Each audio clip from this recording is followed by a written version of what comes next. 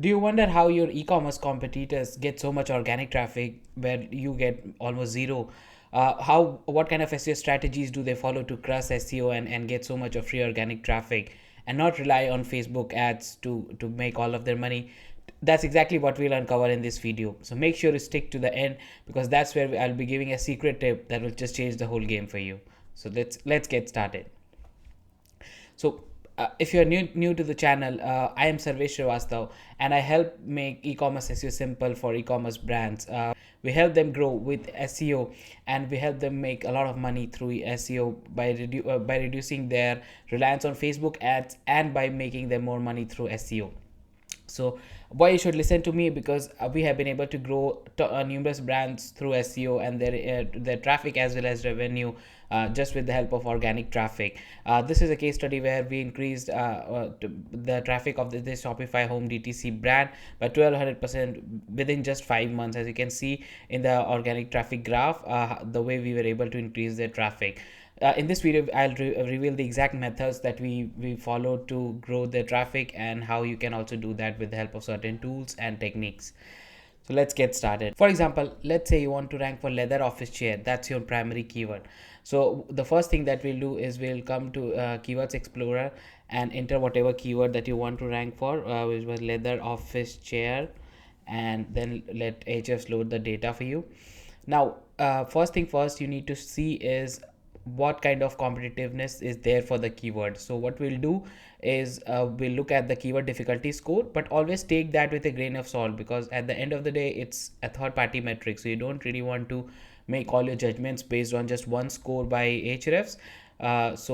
But having a smaller number here is always good. So it's good that the keyword difficulty here is low. Search volume is pretty decent. In the United States gets around 6.1 thousand. Global search volume is 14,000. So that means in that regard, this seems like a good keyword to go after. But now we need to see whether it is something that we can rank for realistically. So for that example, let's say if we have a domain with DR30 and our e-commerce brands has mild authority in terms of SEO. So if we have where to compete about that, first thing we do is we scan the DRs of sites ranking on the first page. So what we'll see is the site with ranking on the number one spot has DR57, second one is DR50, third is DR27, fourth is DR32, and the fifth is DR46. So what I can see from here is that there are certain gaps in the subs. So if you were in DR30, you could be in this 4, 5, 6 range easily, because there are sites that are at similar level as you ranking in the subs there. But alongside that, we also need to check what kind of links do they have on that page by page level basis. So DR is basically the measurement of overall strength of the domain, but UR is basically the strength of that URL.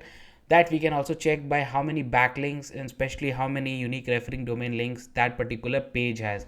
So what we'll do is we'll open these backlinks in a new tab and we'll try to see how many backlinks. So what we are trying to do here is we are trying to see if that page is ranking just because of the overall authority of the domain, or does that page also have a lot of links going to that particular page. Because if it has a lot of links going to that particular page, that makes our work even more difficult, because then we'll also need to get that many links going to our particular page. So here I've opened the links of those pages. I'll apply certain filters to see how many do follow backlinks do they have. And what I can see from here is that they have around 6 group of links. Some of the links are DR12, DR26. So but they do, and this is an auto generated link. So if I just do show best links only, that comes around to around two links. So 2 good links this particular page has. So apart from their domain authority, this page also is ranking with the help of 2 to 3 really good links coming to the page. Now let's look at a couple of other competitors as well. So as you can see, it's showing 140 backlinks earlier, but when you apply these filters that I'm showing you, it will reduce the number of actual backlinks that the domain has. So you don't have to go by the number of backlinks it was showing earlier, you have to go by the actual backlinks. So again, they also have 2-3 good backlinks going on. So you don't have to be frightened by the number of 140 backlinks that this page has. It actually only has 2-3 good backlinks. So we'll do this exercise for the top 3, 4, 5 ranking sites to understand where we how many links would be required for us to. So this particular site, if you see Office Chairs Unlimited, they don't have any decent backlink going to this particular page. So that means that this site with DR27 and without any link is ranking. So most probably it's ranking on the basis of good on-page SEO and overall authority of the domain. So that is a good entry point for you, because you see there's weakness in the SERPs that you can overtake, and you can come up with good on-page SEO, create supporting content, and with overall authority of your site, you'll be able to outrank it if you were in the DR 2030 range. So this is the last one that we'll just have a quick look at. And so I'll apply the filter here also. And again, zero group of links. So this keyword is something that if you have a decent domain, you should be able to rank for it. Now, once you have the collection page open, the next set of things that you should ideally be doing is look at the questions that people are asking, and go to the questions tab. And what we will do is we'll create blog posts around these keywords. So, and then from those blog posts, we'll interlink our collection pages using proper anchor text, so that Google understands that we have properly covered this topic on our site. We have a collection page, and we have also answered the questions that people are often asking, because this is what people are asking regarding this leather office chair. And that way we'll have a proper topical authority on this topic, and Google will be able to rank us better in the SERPs. So let's say how to clean leather office chair, how to fix peeling leather office chair. These are some of the questions that people are asking.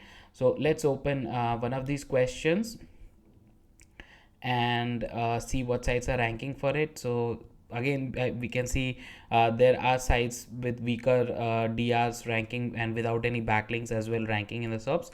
So that means we can also rank for these terms and get some traffic, as well as pass the topical authority for this topic. So how do we generate blog posts for these this particular keyword? So what we'll do is we'll copy this keyword, then we'll go to a tool called journalist.com. I think it's called journalist.ai, and you can sign up at tryjournalist.ai.com, and here you can just go to SEO article. And then what this tool does, it makes generating article through SEO so much easy.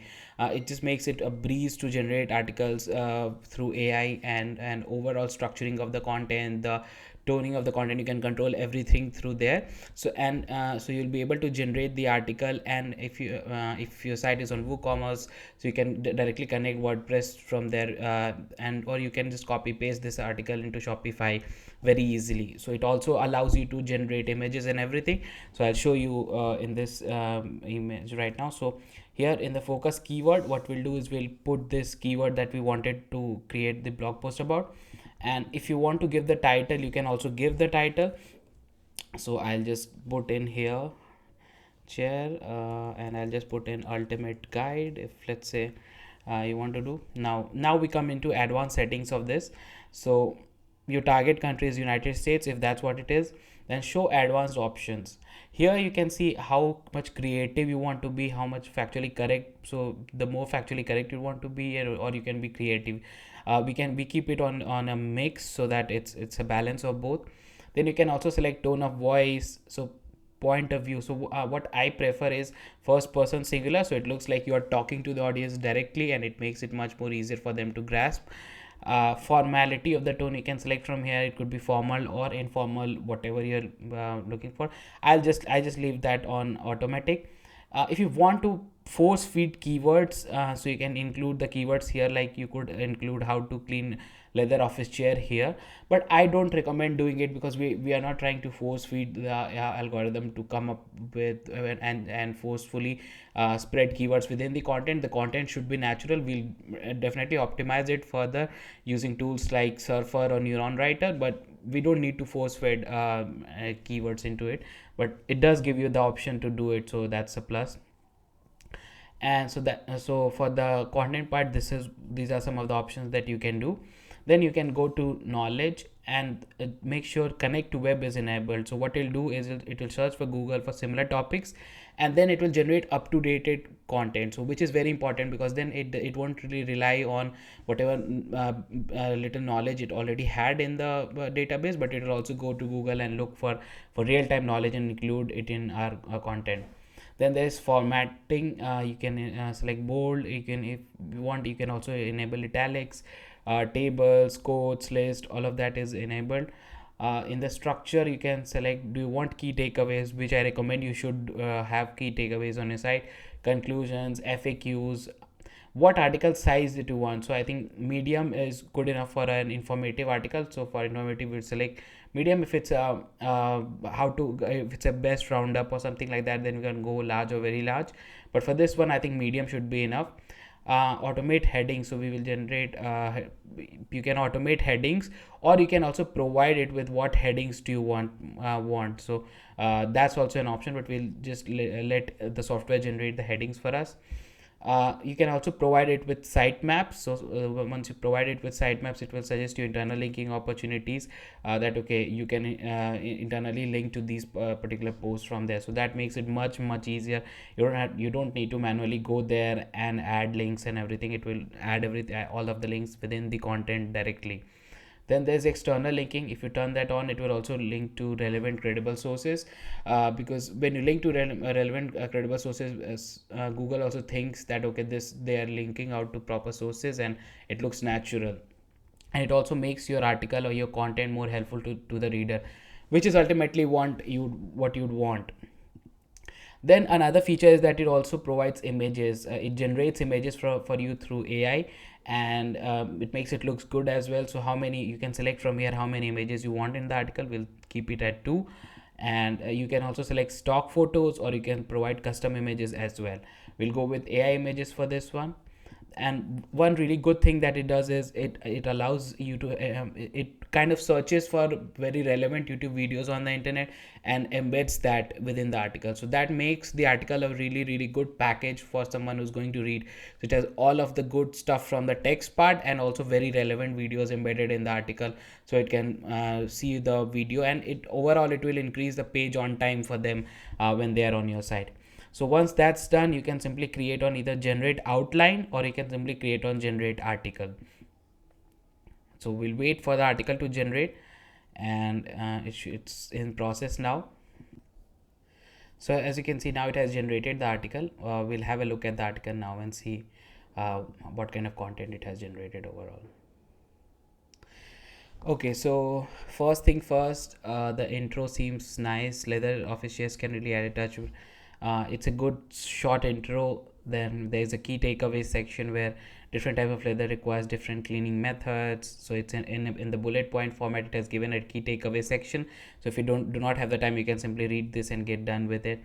Then it has generated a nice image for it with proper alt text. Then it has put an H2 understanding leather types for office chairs. Then an H3 identifying, and then it has also bolded relevant stuff, proper H3. What you can do here is that if you want to rewrite a section into, let's say I want to make this a list, so I'll have to edit this with AI, and we'll wait for it to load just for a second. So let's say I want to change this. I'll go here, rewrite, and make it a list, and then it will rewrite, and if I accept it, it has just then changed that paragraph into bullet point format. So that is a great feature in my opinion, because sometimes AI would ramble things, and if you just change that into bullet point formats, it makes it much easier to read and grasp for the reader. Then you can also add paragraph breaks and everything, and you can see here it has given quotes. Then these are the images that it has generated. Yeah, you can also change the alt text from here. Again, the article looks good. They have bolded it properly, proper listing, quotes, and the article has been properly divided into H2s, H3s, and it's a pretty detailed article. If you see anything and everything that you'd like to be in for cleaning of the office chair, I mean, this does contain everything. And again, the thing that you see, it has also embedded a very relevant YouTube article in here as well. And at the end of it, after wrapping up everything, it has also put in a frequently asked section. So can I use vinegar to clean my leather office chair? How often should I clean? And these are very, very relevant frequently asked questions that people would definitely be asking for if they have an office chair. So what I would do is I would publish this article, and from here I'd manually interlink my collection page, my office chair, my, I think it was leather office chair collection page from here. And similarly, what I would do is I would go there and create blog posts for all of these questions that are unique and that are logical questions that anyone that does actually have an office chair would ask. And then what I'll do is I'll create that whole topical clusters, blog post interlinking between them, and those blog posts also linking to the collection pages. So that would create a proper topical silo, and eventually Google will have no choice but to rank you for leather office chairs, because you have covered the topic in its entirety. You have a good collection page, you're providing good products, you have optimized the collection page for SEO properly and everything, and that way then you'll be able to get great results like this that we have been able to get for our clients. If you're looking to get great similar results for your clients, you can reach out to us at alventramarketing.com. I'll just open and show you, and you can you can click on the get started button here, and from there you can fill out the questionnaire, and you can book a free consultation call with us from there. So yeah, that's it for this video. This is the secret sauce that e-commerce brands that are dominating SEO SERPs right now and getting tons of free organic traffic and not spending money on Facebook ads and getting lots of sales are doing. You can follow the exact same method for your e-commerce brand, or reach out to us if you need help with SEO. See you in the next one. Peace.